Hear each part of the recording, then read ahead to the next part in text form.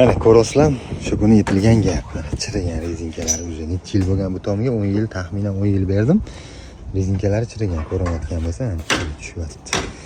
Bu joyiga mana bunaqa ustiga urgan yaxshimi, ichiga urgan yaxshimi degan gapga og'aynim ustiga urgan yaxshi dedi. Bu yoqqa nisbatan bu yerda suv kamroq turadi deb aytgan edi. Endi bular hammasi mayda-chuda gaplar bo'lishi mumkin, lekin mana bu katta gap bor.